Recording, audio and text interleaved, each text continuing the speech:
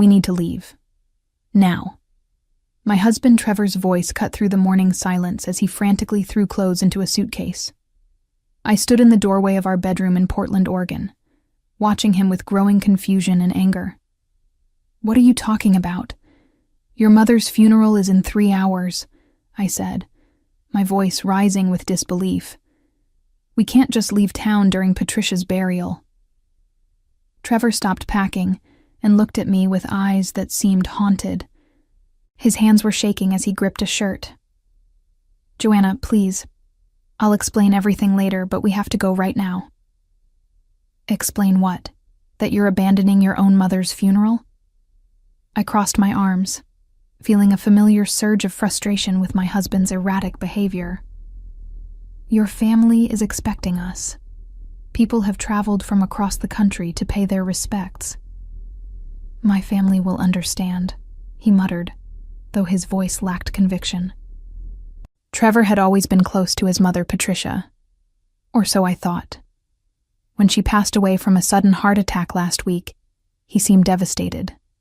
But now, on the morning of her funeral, he was acting like a man running from something terrible.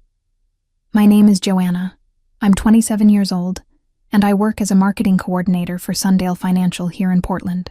I met Trevor 3 years ago at a coffee shop downtown, and we married 18 months later in what I thought was the beginning of a beautiful partnership." Trevor worked as an accountant for a mid-sized firm, and together we had built what seemed like a solid, middle-class life. But lately, something had been off about my husband, and this morning's behavior was the breaking point. "Trevor, sit down and tell me what's going on," I demanded, blocking his path to the closet. "I'm not leaving this house until you explain why we're running away from your mother's funeral." He ran his hands through his hair. A gesture I'd learned meant he was deeply stressed. "There are things about my family you don't know, Joanna. Dark things. And if we stay for the funeral, those things are going to come to light." "What kind of dark things?"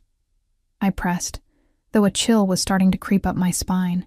In the 3 years I'd known Trevor, I'd always felt like there were gaps in his stories about his childhood and family. His mother, Patricia, had been kind to me, but there was something guarded about her, something that made me feel like I was only seeing the surface. "I can't tell you here," Trevor said, zipping up the suitcase. "But if we don't leave now, we might not get another chance." The ominous tone in his voice made my heart race, but not with fear, with anger. I wasn't about to be dragged into whatever mess my husband had created. Looking back, I should have seen the warning signs earlier. Trevor's relationship with his family had always puzzled me. Despite claiming to be close to his mother, he rarely visited her. And when we did spend time together, their conversations felt stilted and careful. Patricia lived alone in a modest house on the outskirts of Portland, claiming Trevor's father had died when he was young. But I'd noticed how she never talked about Trevor's childhood in detail, and how she'd changed the subject whenever I asked about family photos or old memories. Then, there were Trevor's nightmares. At least twice a week, I'd wake up to find him thrashing in bed, mumbling incoherent words.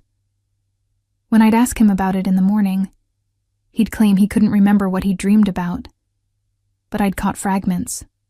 Words like basement, sorry, and most disturbingly, she deserved it.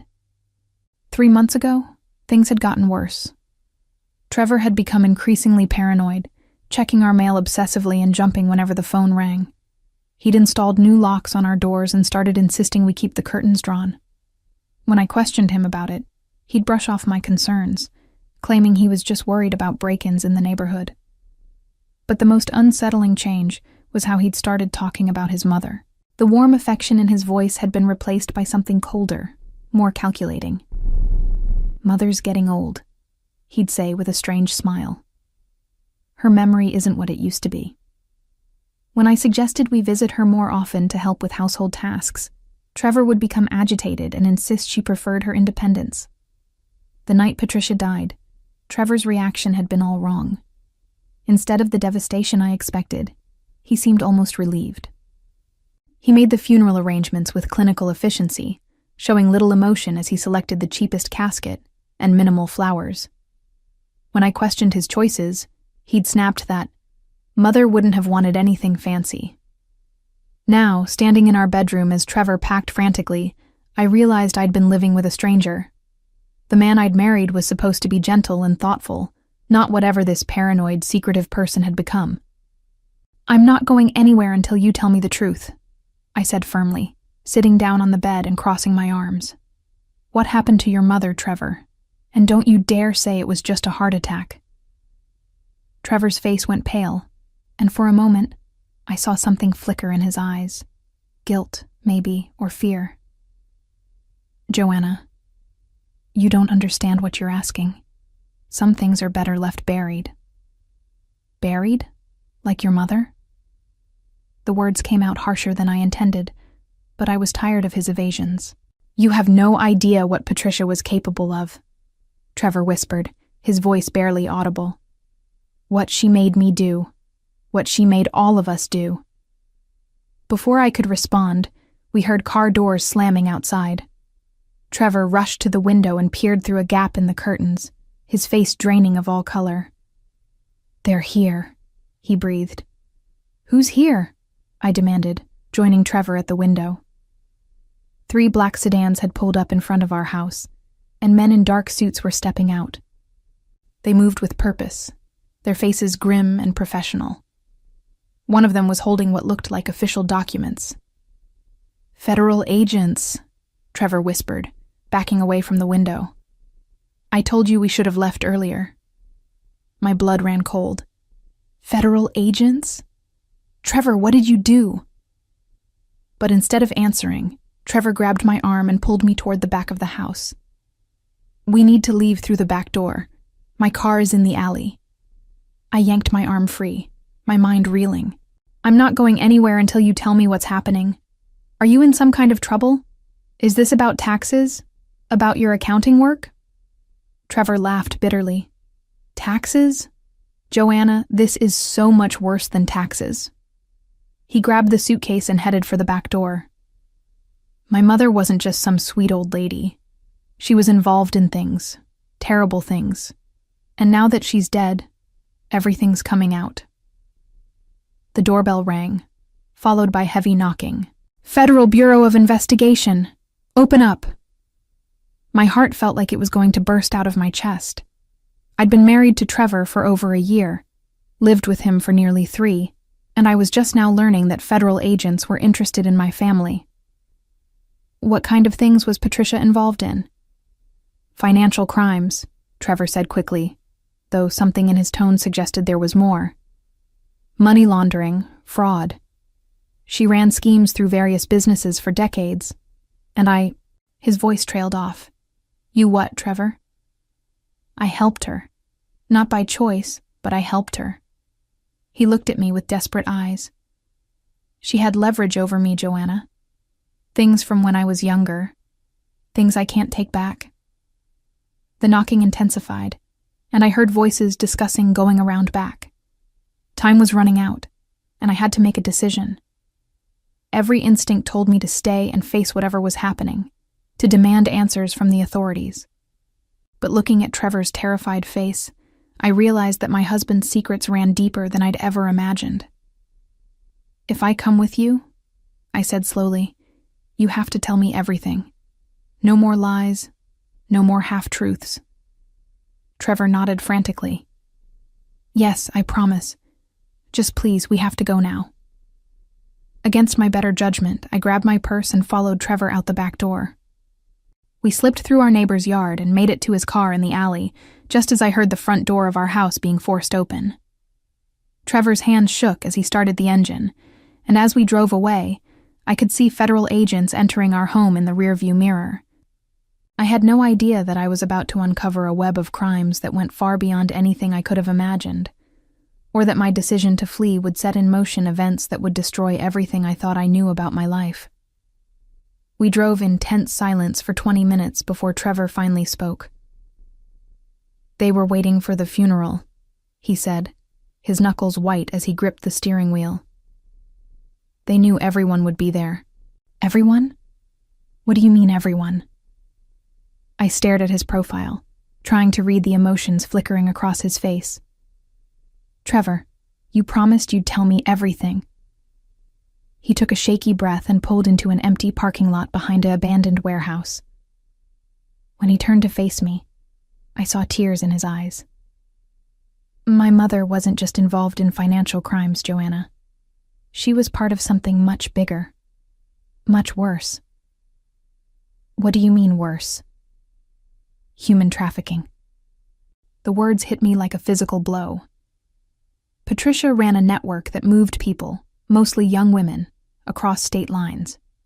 She used her legitimate businesses as fronts, and she had connections with organized crime families across the Pacific Northwest. I felt like I was going to vomit. You're lying. Patricia was a retired teacher. She volunteered at the library. That was all a cover, Trevor said miserably. The teaching job was real, but only because it gave her access to troubled teenagers. Girls from broken homes, runaways, kids in foster care. She'd identify the vulnerable ones and... He couldn't finish the sentence. And you helped her with this?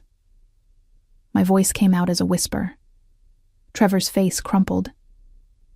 She had photos, Joanna. Photos from when I was 15. She caught me in a compromising position with someone I shouldn't have been with. And she used those photos to control me for the next 12 years. I felt like the world was spinning out of control.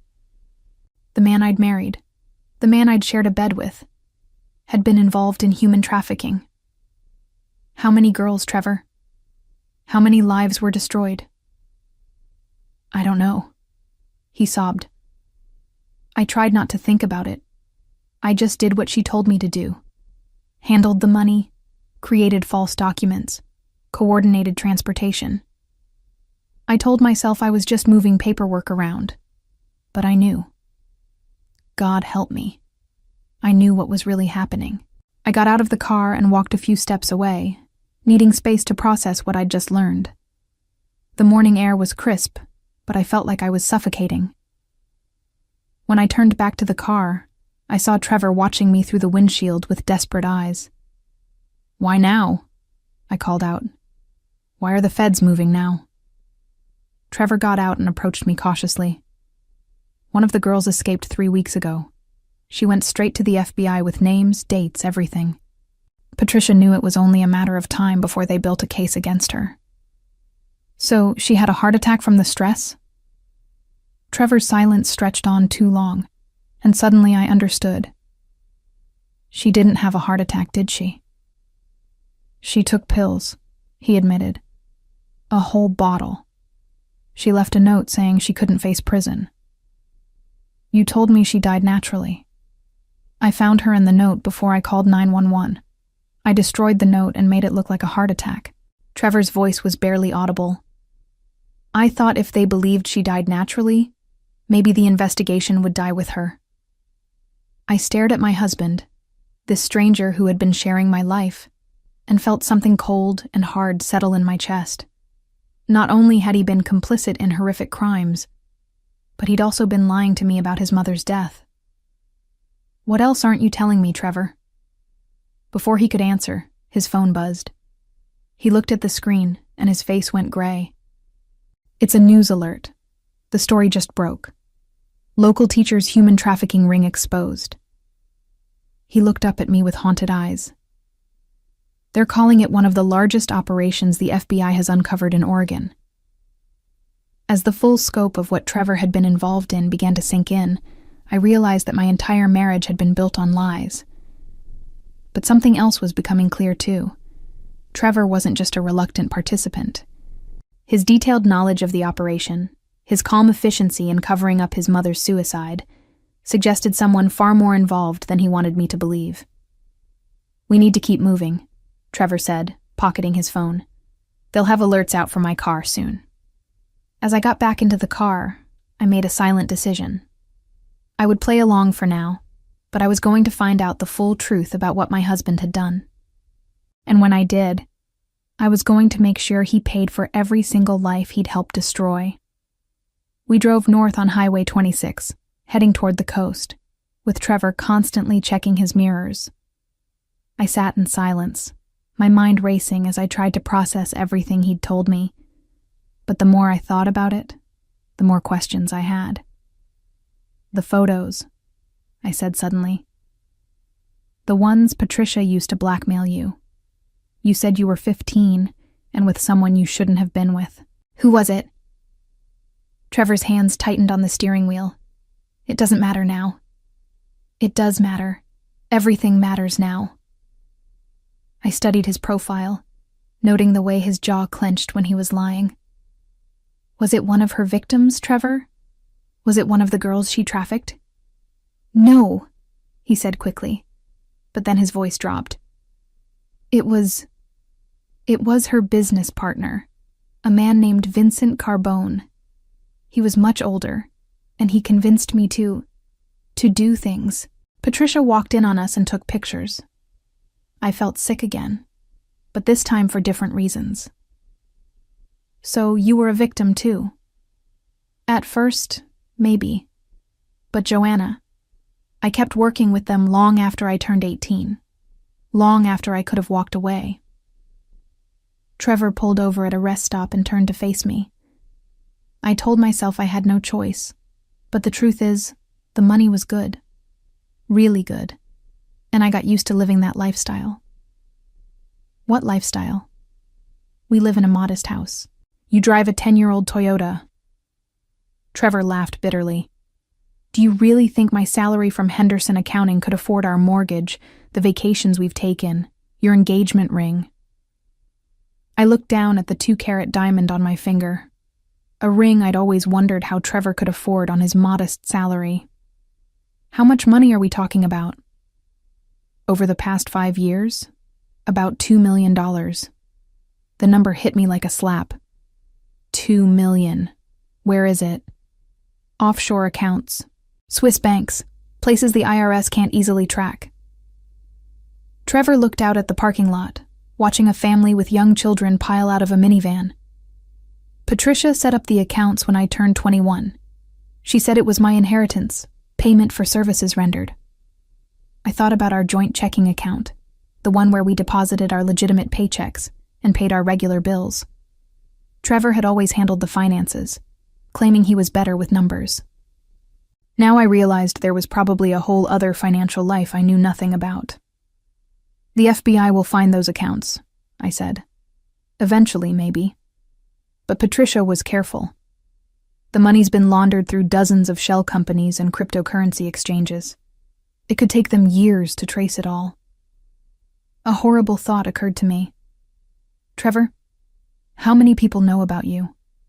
How many other family members were involved?" His face went pale again. "My Uncle Donald knows some of it. And my cousin Marcus definitely knows.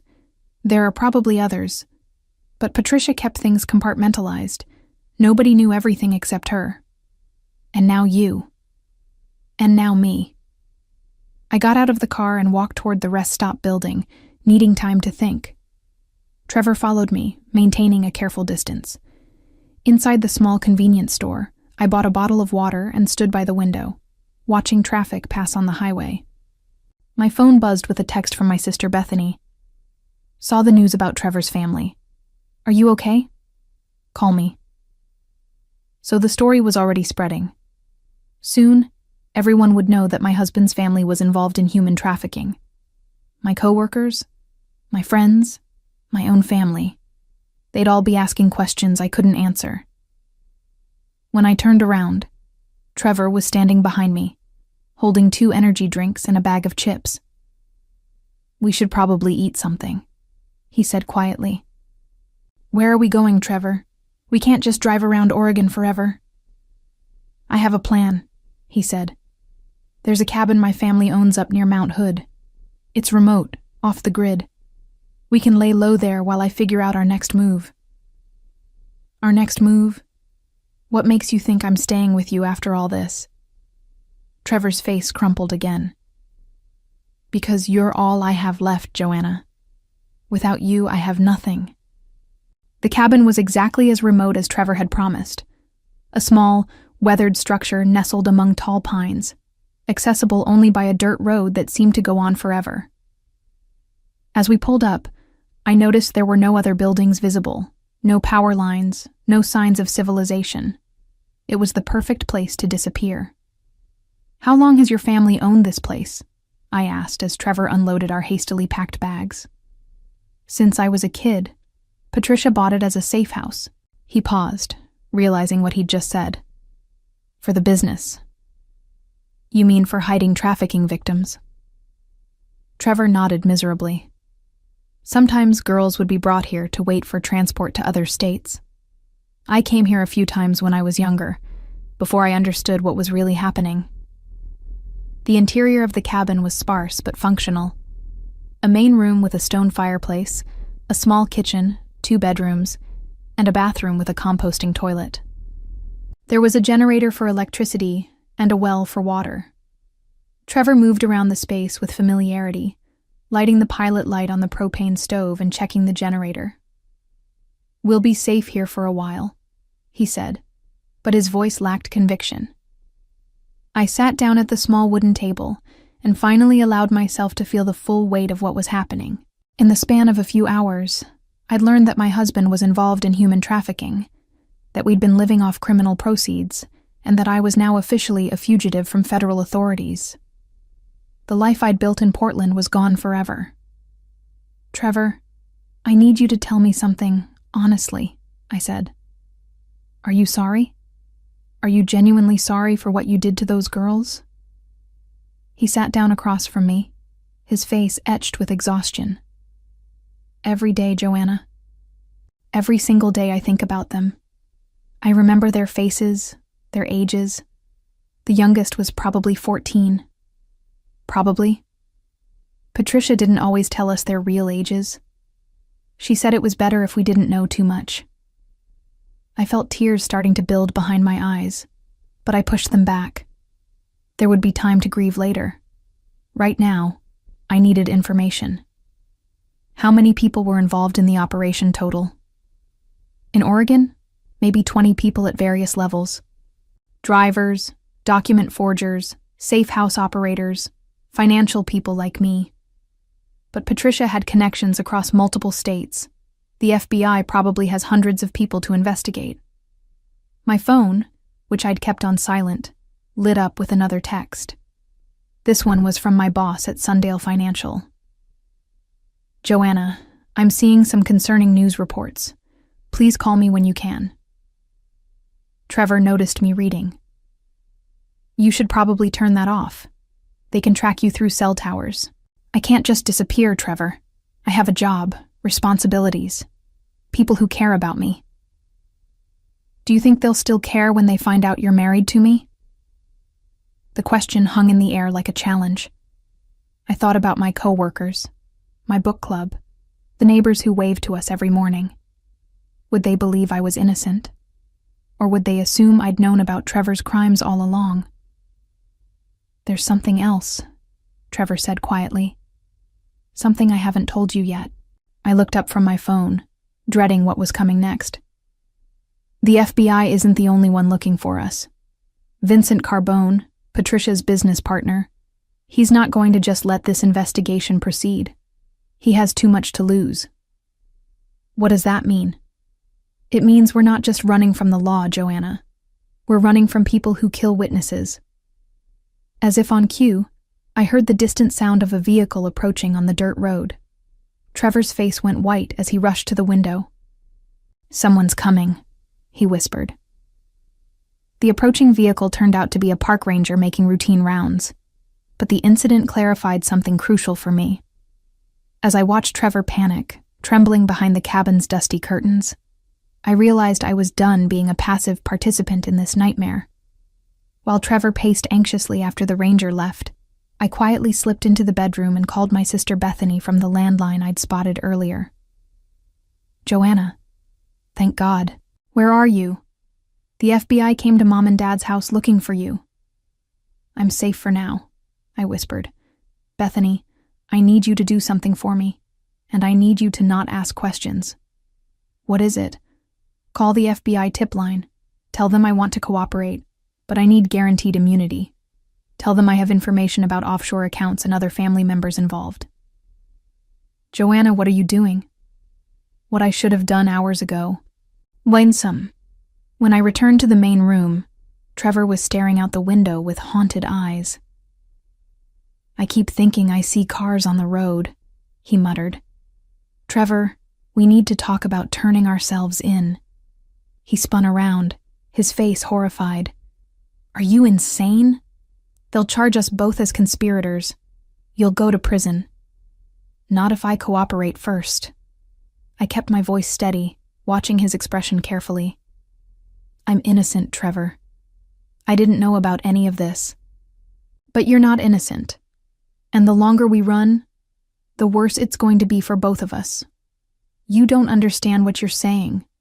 Vincent Carbone has people everywhere. If word gets out that we're cooperating with the FBI, we're dead. Then we make sure the FBI gets to him first." Trevor stared at me like I'd grown a second head. "Joanna, these aren't white-collar criminals. These are people who make other people disappear." "Good," I said coldly. "Then maybe they'll make you disappear too." The words came out harsher than I'd intended, but I realized I meant them. Looking at Trevor now, knowing what he'd done, I felt nothing but disgust and anger. This man had participated in the destruction of young women's lives, profited from their suffering, and then lied to me for the entire duration of our relationship. "You don't mean that," Trevor said softly. "I absolutely mean it. You're a monster, Trevor, and I'm going to make sure everyone knows exactly what kind of monster you are." The next morning, Trevor woke up to find me gone. He discovered a note on the kitchen table that read simply, "I've gone to do the right thing. Don't follow me." What Trevor didn't know was that I hadn't gone far. I'd spent the night in my car, parked just out of sight down the dirt road, waiting for the FBI agents my sister had contacted on my behalf. At dawn, 3 black SUVs made their way up the mountain, guided by the GPS coordinates I'd provided. I met them at the main road and led them back to the cabin. Trevor was still in his pajamas when they surrounded the building, his face a mask of betrayal and terror when he saw me standing beside the lead agent. "Joanna, what have you done?" "I've stopped running," I replied. The arrest was swift and efficient. Trevor offered no resistance, though he kept staring at me with wounded eyes as they read him his rights. When they found his laptop, Agent Martinez smiled grimly. "This is going to make our case much easier," she told me. "Financial records, communication logs, everything we need." As they loaded Trevor into one of the SUVs, he called out to me one last time. "They'll never believe you didn't know anything. You're going down with me." But I wasn't worried. Over the past 18 hours, I'd realized something important. I was excellent at reading people and situations.